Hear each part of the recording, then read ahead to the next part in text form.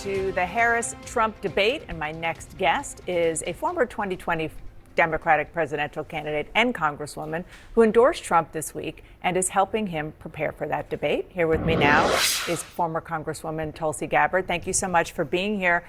Vice President Harris's campaign manager released a memo this morning saying they expect former President Trump to be a, quote, formidable opponent on the debate stage. Do you think Kamala Harris will be a formidable opponent as well? And how is the former president preparing to debate her? Yeah, I think Kamala Harris has a lot of experience. She is not to be underestimated. President Trump and Vice President Kamala Harris have very different records. This is a unique situation where we have two candidates who have served at the highest offices in the land. President Trump, 4 years as president. Kamala Harris, now almost 4 years as vice president, working alongside President Biden. And so this will be an opportunity for voters to look at and compare and contrast those records. If I can be helpful to President Trump in any way, it really is just in sharing the experience that I had with her on that debate stage in 2020, and frankly, helping to point out some ways that Kamala Harris has already shown that she is trying to move away from her record, move away from her positions, and how that contradicts the positions and statements that she is making now that she is the Democratic nominee. And it is a remarkable situation in that you are a Democrat who debated her in a Democratic primary, and now you are helping the Republican nominee to debate her. And on that, I remember in 2020, you attacked Harris for being too aggressive as a prosecutor, which is the opposite from what Donald Trump is saying about her as weak on crime. So which is it? What I pointed out in that debate stage in the 2020 campaign was her hypocrisy. It was how she was saying one thing and doing another, how she was prosecuting people for smoking marijuana and laughing about it when she was asked about it on a radio show. And I think this goes to the heart of many of these different issues that we're seeing now that Kamala Harris is trying to hide from voters, is how she says her position is one thing, but her actions and her record show exactly the opposite. And you can point to that on issues related to the economy, issues related to freedom of speech. She says she stands for freedom of speech. And yet, as we've seen time and time again, her and Joe Biden have taken actions both directly and indirectly to censor free speech. Most recently, I can point to my own experience of this, of how the Harris-Biden administration have added me to a secret domestic terror watch list the very day after Kamala Harris was endorsed by Joe Biden. And I was on TV and warning the American people about what I saw as the dangers of a Kamala Harris presidency, taking action that was clearly political retaliation. They've done this to a lot of different people, which points to how dangerous it is to have people in power so willing to abuse that power to go after political opponents. Okay. I'm not familiar with the secret terror watch list. We're definitely going to follow up on that. But I do want to move on to what is happening with regard to controversy after the former president visited Arlington National Cemetery this week. His campaign took photos and video of him in Section 60, where veterans of the wars in Iraq and Afghanistan are buried, used it in a campaign video. The Army also says that Trump staffers abruptly pushed aside a cemetery official who tried to enforce Arlington's rules prohibiting political activities. I know you were with Trump at least earlier in that day at the tomb of the unknown soldier. Did you witness the altercation at Section 60? I was there from the beginning with the laying of the wreaths with the family members, the Gold Star family members, and some of the survivors of that terrorist attack in that disastrous withdrawal from Afghanistan. I was with them at Section 60, and what I saw was a very grave and somber remembrance and honoring of those lives that were lost. And I saw President Trump spending time at the invitation of these Gold Star families with them. He was there for a few hours. I did not see or hear about any kind of altercation until something came out in the news later on. The families were there grieving alongside President Trump, and And it was a very special moment to really remember their names, remember their memories, and understand the true cost of war and the consequences of the decisions that Kamala Harris and Joe Biden made in the execution of that withdrawal.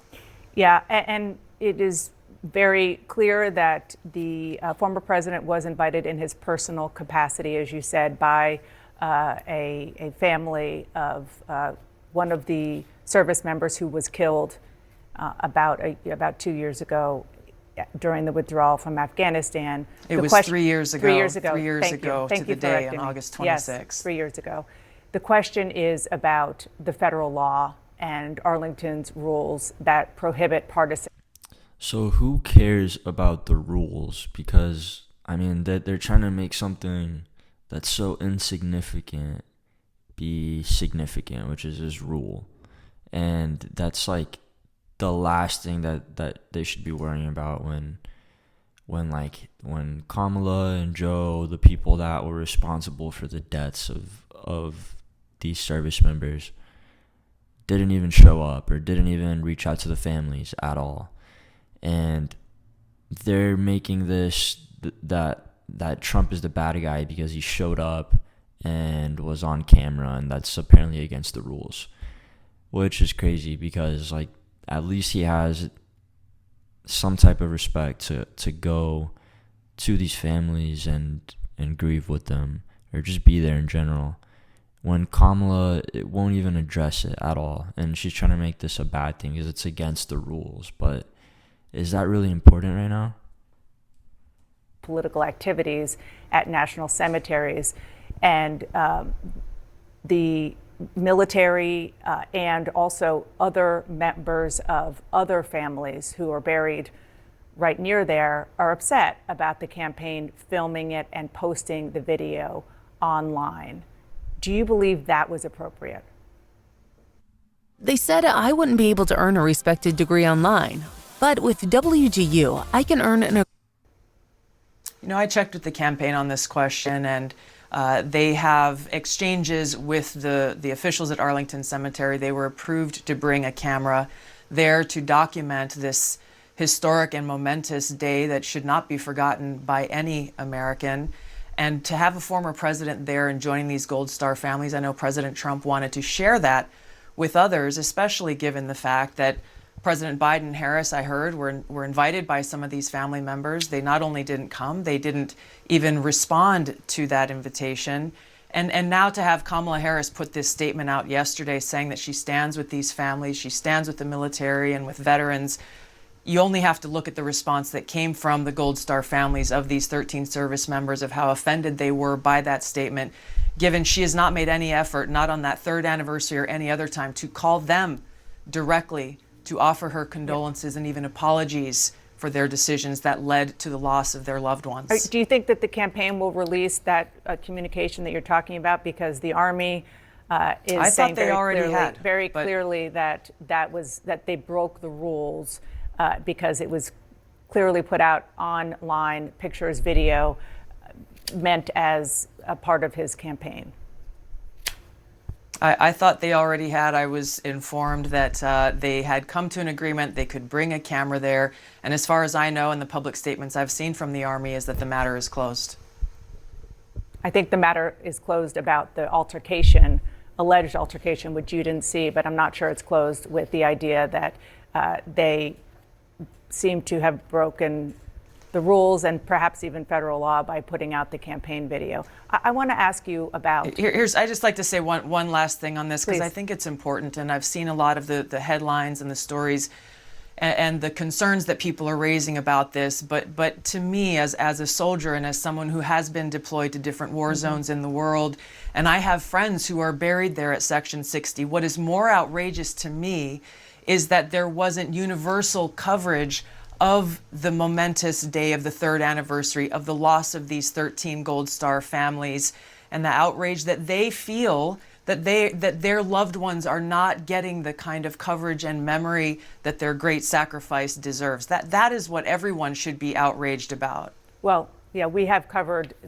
Exactly. They're focusing on the wrong thing just to get the spotlight out of Kamala, that she's Kamala and Joe, that they made the worst decision that led to the death of all these service members. And they're like, you know what, Trump broke the rules, so he's actually the bad guy here. But in reality, Kamala and Joe are the reason that he had to be there at all, and the rest of these families. Horrible events 3 years ago, and have done so several times, over and over again. So I appreciate you also talking about their memories, because it is important. Before you go, you said in an interview this week that you were interested in serving in a Trump administration, potentially as Secretary of State, maybe Secretary of Defense. Have you discussed that with Donald Trump directly? No, I haven't. It's important for us right now to point out the difference between Kamala Harris and President Donald Trump, what kind of president and commander-in-chief they would be. And really the leading concern that I have is about the contrast between their positions and their records, and the fact that as we sit here today, President Biden and Kamala Harris have us embroiled in wars in 3 different regions of the world, have us closer to the brink of World War III and nuclear war now than ever before, according to the Bulletin of Atomic Scientists. And this should be of concern not just to Republicans and Democrats, it should be a concern to all Americans, because what's at question is our ability to have a future and to live in a free society where we can be peaceful and prosperous. This is personal for me, as it should be personal for all Americans, because it is our future that's on the line here in this decision that we as voters have to make about who we want our commander-in-chief to be. Former Congresswoman Tulsi Gabbard, thank you so much for being here this morning. I appreciate it. Thank you, Dana. They're just making something like the rules be so insignificant, or be so significant, when it's not something that is the main concern, which is the families that lost, their sons due to Joe and Kamala, due to their stupid decision to pull out when they did. And that's what I think is most important. But let me know what you guys think, and I'll see you guys next time. And subscribe.